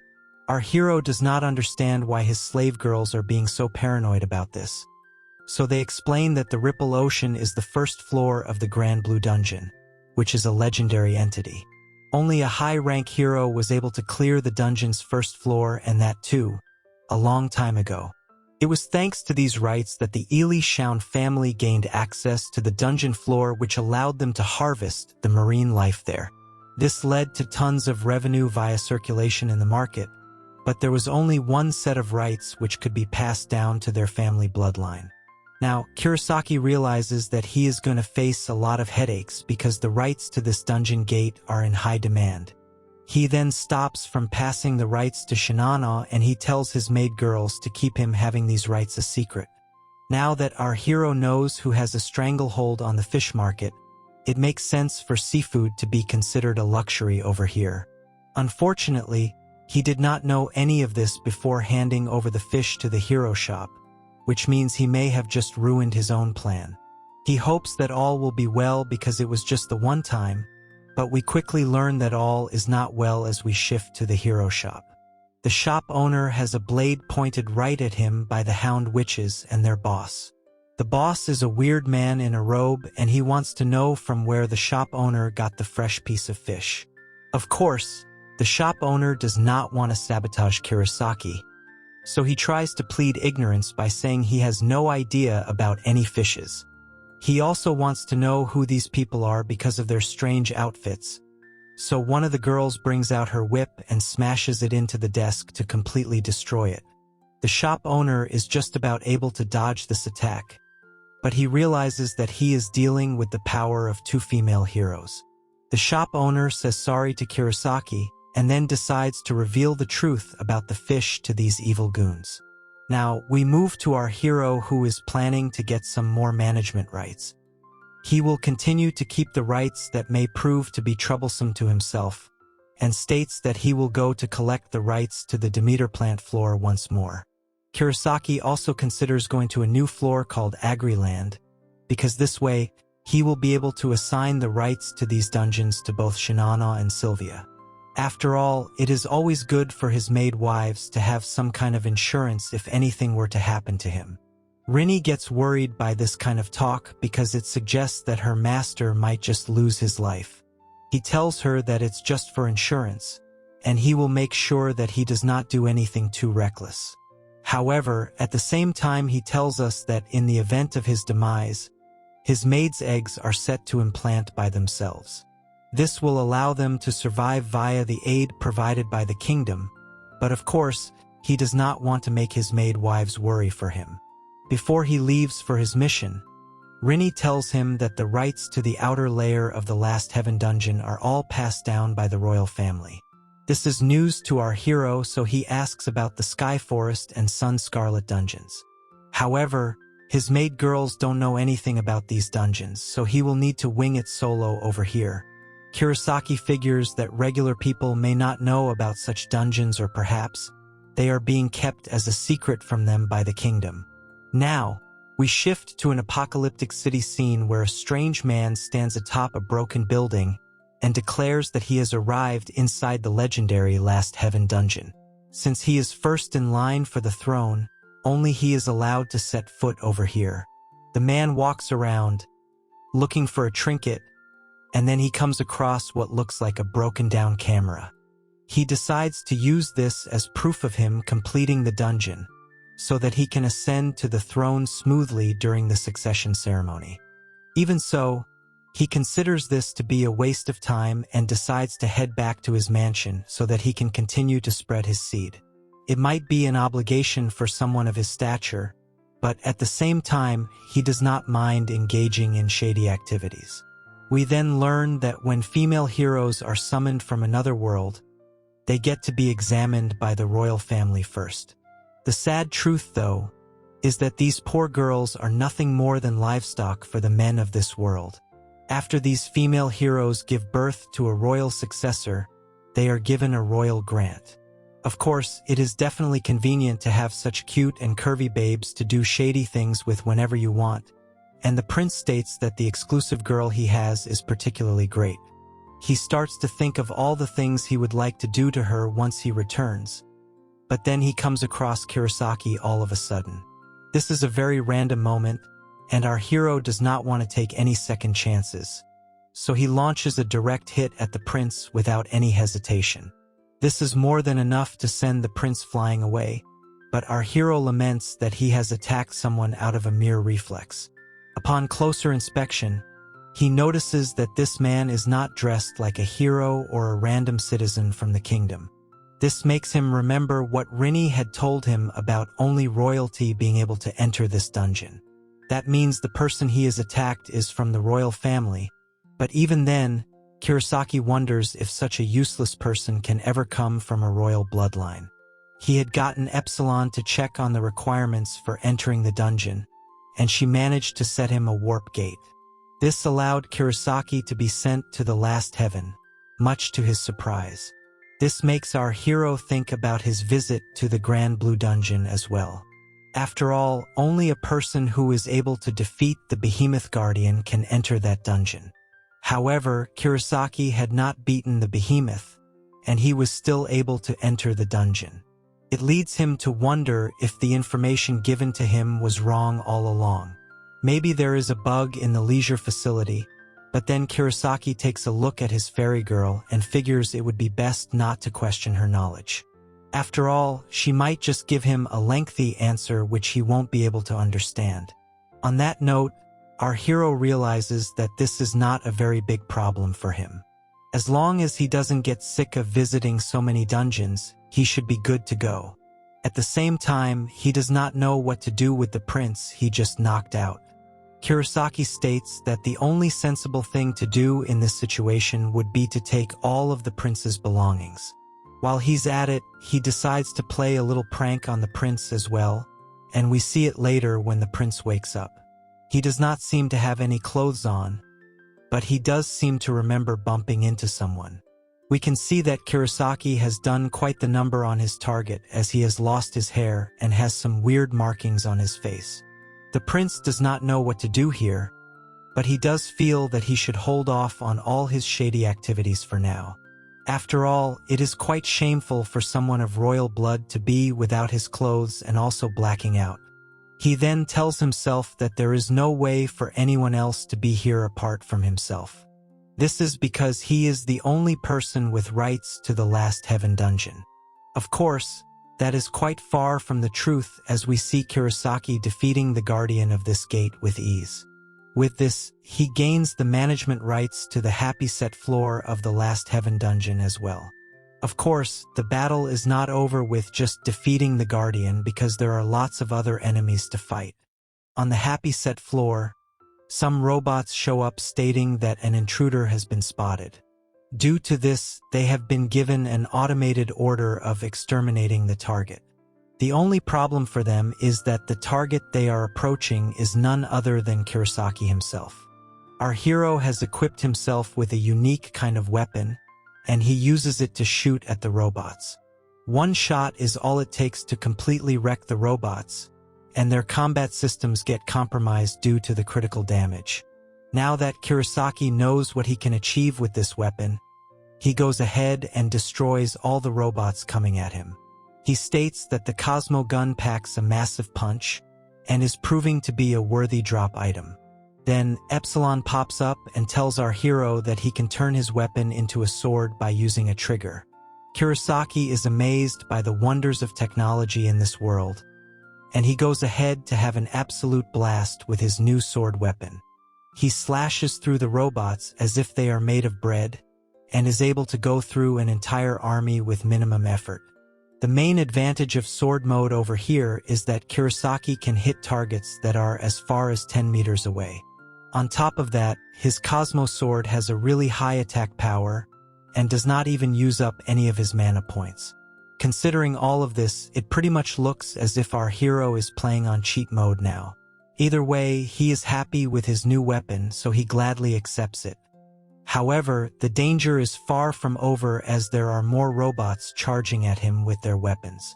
These tech monsters keep coming at Kurosaki, and he does not have the time to engage with an endless army of robots.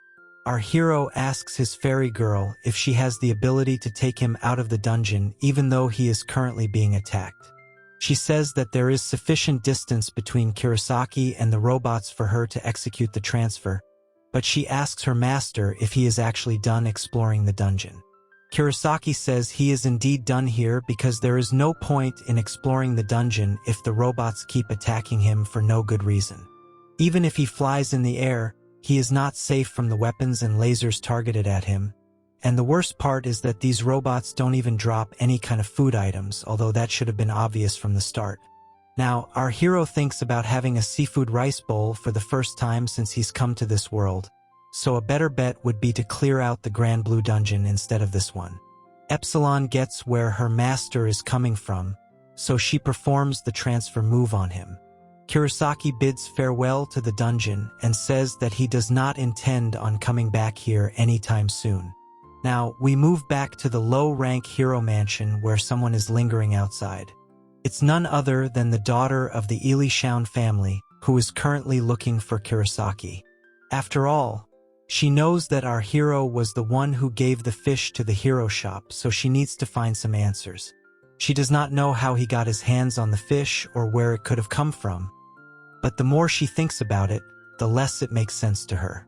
There is no way for a low-rank hero to get his hands on the rights to the Ripple Ocean because he would not even be able to enter the Grand Blue Dungeon in the first place. The merchant maid believes there must be some kind of scheme going on, so she needs to learn more from Kurosaki herself. Of course, there is no way for her to deduce the truth through her own theories, so she must verify the facts with her own eyes rather than listening to the fake media. She is aware that she should not be doing something as risky as this, but then again, the Hound Witches are not really known for their subtlety when it comes to investigations. She takes a look around the cafeteria at first, but there is no mention of fish in the menu. Once again, the maid girl realizes that a smart man would not publicly display such a rare item, so she goes to check the kitchen area. We can see that Rinny and Anessa are already over there, and they are cooking up a meal for their master. The maid girl wants to ask them about the fish, but she needs to figure a way to do it indirectly. However, before she can move ahead any further, a creepy hand comes at her from behind and grabs her. The maid girl lets out a scream, and it alerts Rinny and Anessa from the kitchen. Rinny goes to take a look at what's going on, but when she peeks out of the door, she realizes that the maid girl has been caught by the loser boys Suzuki and Takahashi. Our heroes' wives are both aware that this is rather unfortunate because those two losers started to work a lot harder after their buddy Satu became a middle-rank hero. The Ili Shaun family's daughter is not thrilled to be with such low lives, but such is the way of this world. She suddenly hears the maid wives greeting their master, so she decides to go and meet him, but then she gets grabbed for another session. Kurosaki can hear the commotion outside and comments that the loser boys are having a party with the free maid. He is happy that they are feeling motivated, but at the same time, he will not spare them if they decide to go for Sylvia, who cannot be his exclusive maid as she has to remain the head maid of the mansion. Kurosaki unlocks his demon mode, so Rinny has to calm him down by saying the loser boys still know who to target and who not to target even when their intrusive thoughts have reached max level. There's also the fact that the other free maids go to the loser boys whenever it seems like they might go for Sylvia. Keeping this in mind, it does not look like the head maid will be attacked by the loser boys for now. This reminds our hero about Tanaka, who had tried to attack Anessa and got locked up for it. He was supposed to be getting out soon, but Kurosaki would prefer it if he stayed locked inside. We won't really hear about this character again, so our hero pretty much forgets that such a boy even existed. Anyway, it's time to get down to business, so Kurosaki presents a gift to Shinana, which consists of the management rights to the Rumble Pasture. Shinana usually does not really react a lot to anything, but when the rights get transferred to her belly, she does feel something odd. She holds her tummy and rubs it a bit, which makes Kurosaki a bit curious. He takes a look at his maid girl and believes that she is probably feeling fake emotions. It does make Kurosaki a bit sad, even though he has mostly forgotten feelings of sympathy due to the cruel nature of this world. Epsilon tells him that the procedure to suppress Shinana's feelings has already been completed, so if she were to nullify it, this would cause a lot of damage to her spiritual body. The fairy girl does not recommend going ahead with such a technique, but she still asks her master if he would like to proceed with it. This is extremely risky, and our hero does not want to destroy Shinana's spiritual body, so he asks Epsilon if there is a way to simply reverse what had happened to her earlier. The fairy girl states that once the procedure for suppression starts, it usually takes about a week to fully take effect. This is a problem because by the time Kurosaki had met Shinana, she had already been in her suppressed state for over a week. Effectively, this is her default state now, so Kurosaki really needs to think hard about what he wants to do with her. After some careful consideration, he decides that he will not do anything that may harm his maid girl. Plus, she does seem to be relatively happy in the present, so if it ain't broke, don't fix it. Now, Epsilon reveals that even though Shinana is in a suppressed state of intelligence, when she is not obeying orders, she does seem to demonstrate a priority for seeking out elementary consciousness. This means that right from the start, Shinano has had positive feelings of goodwill towards her master. Of course, Kurosaki doesn't take this too seriously because he knows that being with him is just marginally better than getting attacked by the shady men of the mid-rank mansion. Now, it's time to see things from Shinano's side, so that we can understand how she is truly feeling behind her mental suppression. We see her in the middle of a shady session with Kurosaki, and she seems to be liking what's being done to her.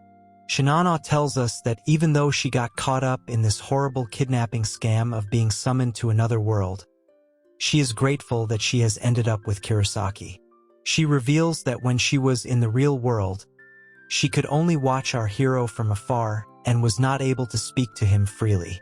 Now, she achieves an explosion and tries to form a soul contract with our hero to free herself from her suppression, but she fails again. The probability for success is pretty much the same as winning a lottery, but it's fine because her master has promised to be by her side forever. Now we learn that even Shinano has a spirit navigator by the name of Theta, and she had instructed to him attempt the soul contract infinitely. Due to this, she believes that her wish will eventually come true. Now, we go to a flashback in her original world of Japan where everyone is in school and is trying to figure out their classes. Shinano is also here, and while she comments that it's nice to be with her friends, she is also with the boy she likes to call her boyfriend, who is none other than Kurosaki himself. Of course, she gets teased by the other students for feeling this way, and she tries to brush it off as nothing special. However, her friends continue to tease her because her face is way too easy to read. They consider spreading some rumors to attract Kurosaki's attention, and at this very moment, he passes by Shinano. She is not able to say anything to him, so her friends scold her for not being able to make the first move. One of Shinano's friends, known as Suzu Ran, tells her to act fast, otherwise some other girl will snatch Kurosaki for herself.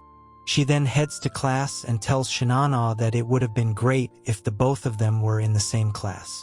She refers to Shinano as Big Sis, and this makes her emotional. Sadly, it was after this moment that the mass summoning happened, and Shinano found herself inside a cube room. Suddenly, she hears someone coming from behind, so she asks who it is. The being welcomes her to Ili Shaun, and he is revealed to be a hamster named Theta. He reveals that he is the navigation spirit who has been assigned to Shinano. Can't believe that the hamster is able to talk, but goes ahead to provide her real name, which is Kanano Fujiki. Theta completes her registration after hearing her full name because that is necessary to bond with a navigator spirit. He then tells Shinano that if she is not registered, then the game will start in hard mode for her. This would prohibit her from gaining skills and experience points, but Shinano has no idea of what all this even means. She wants to understand everything properly, so Theta suspends the transfer to the normal space. This allowed Shinano enough time to learn about all the shady things she was going to experience in the world she was being summoned to. Once she did get transferred, she was forced to wear a slave collar, as was every other girl. This was when the shady prince from earlier had his way with her. After this, Shinano and all her classmates were handed over to the soldiers for daily shoddiness. It was not a pleasant experience, but she did manage to achieve something important. On day 5 of the summoning, Shinano used her hero skills and Theta's powers to summon a duplicate of herself by using the skill Copy Doppel. Basically, before her thoughts became completely suppressed, Shinano was able to detach her external consciousness from her main body. However, she could still not stop the shady acts being done to her main body, and this continued for days on end. Her classmates were not spared either, but Shinano was being monopolized now by a certain Drake fan. Things got so bad for Shinano that she wanted to end him, as monopolizing was not allowed when it came to female heroes. Even the man's comrades hated him, but that's what you expect from a ditty enthusiast. Now, we learn that usually only one egg is ovulated per month, but with a certain magical potion, multiple ovulations can be induced. Shinano needed to make herself conceive, but it had to be with the right man.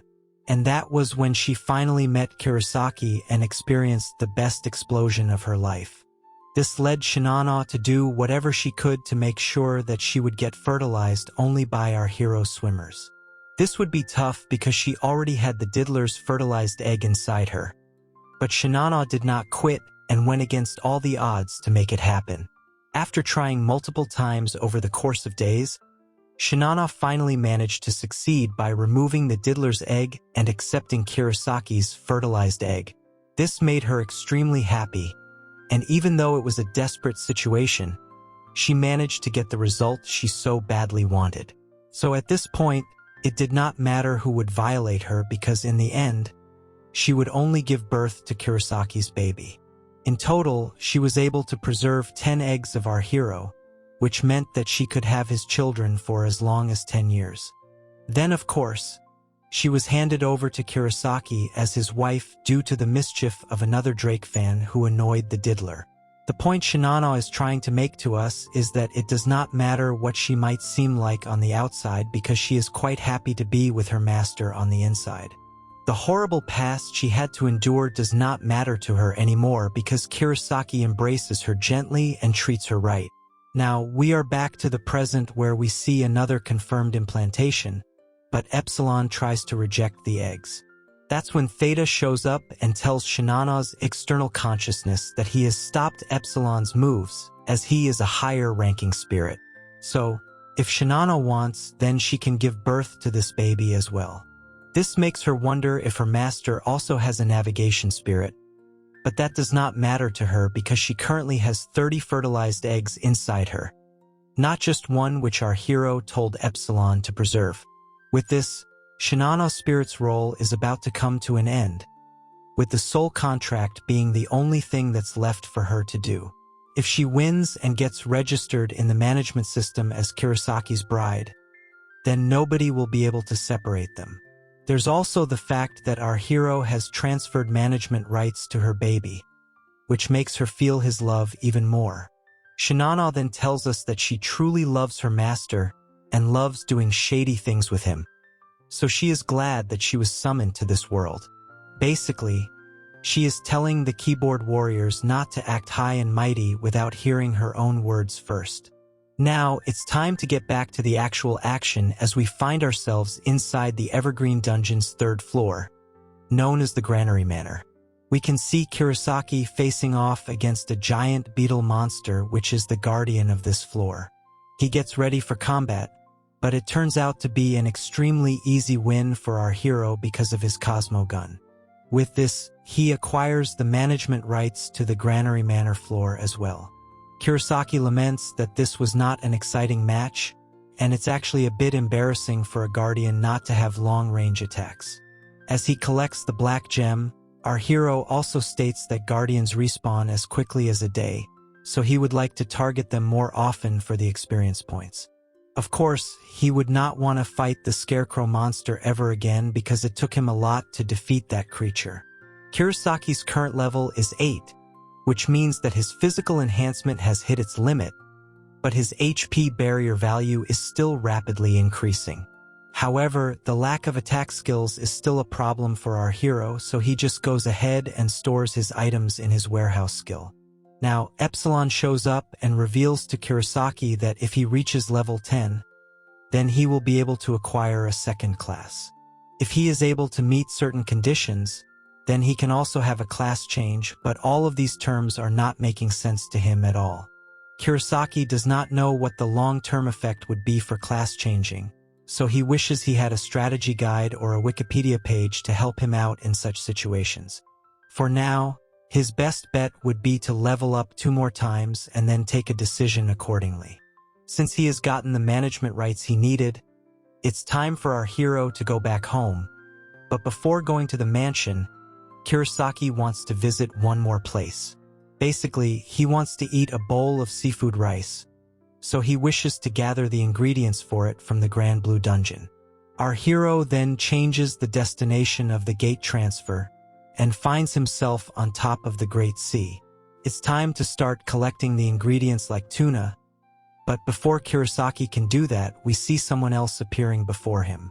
It's a soldier who tries to swing his sword at Kurosaki, and he screams that he wants this foreign man to meet his end. However, he clearly seems to be lacking in brains as he misses his strike in embarrassing fashion without Kurosaki even needing to put in an effort. The idiot soldier screams at our hero for dodging his attack, but then he falls straight into the ocean as he does not have any flying abilities.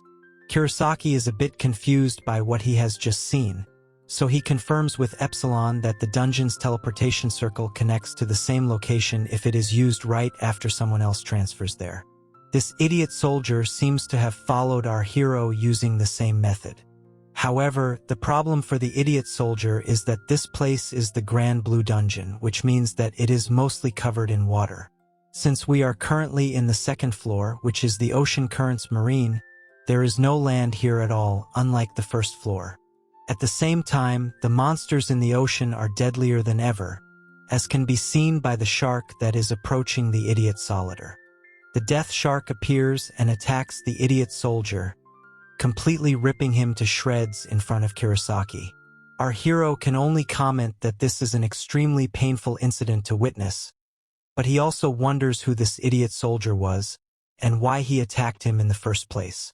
After all, Kurosaki thought he had a friendly relationship with the soldiers, but maybe there are some who do not like summoned heroes. Now, we learn that the idiot soldier was actually the Drake fan who would activate Diddler mode to attack Shinano. Apparently, he did not like the fact that Kurosaki saved Shinano from his diddling ways, which was why he was waiting for the right time to land a sneak attack on Kurosaki. This explains the soldier's intelligence as well, and he is forgotten soon after the shark feeds on him, just like Drake's latest songs after his beef with Kendrick. Now, Kurosaki notices a lot of giant tentacles emerging from the ocean, with one of them having the death shark. The monster is revealed to be a giant octopus, and it crushes the death shard with ease. Our hero believes that this is the guardian of the floor because it is massive. Since the monster is unbelievably large, Kurosaki equips himself with his Cosmo gun and gets ready for battle. He assumes this is going to be tough, but he is able to destroy it quite easily with just one strike. Kurosaki also gains the management rights to the Ocean Currents marine floor, but he is a bit dissatisfied by how easy it was for him to win this match. He figures he might as well check out the third floor as well, because his Cosmos gun is way too powerful for the creatures of this dungeon. Now, the third floor, known as the Evening Calm Marine, opens up via the water of the ocean dropping to reveal a hidden entrance. Kurosaki is so amazed to see a hole in the sea that he wonders if this dungeon can be turned into a tourist spot. Something has to be at the bottom of this hole, so our hero decides to check it out. He continues to follow the path of the hole, and soon enough he comes across something spectacular.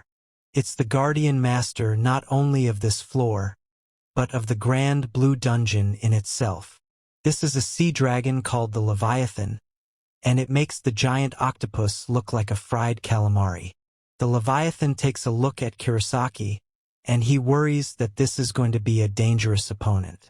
However, based on his battles so far, he feels even the sea dragon will be a simple case of all bark and no bite.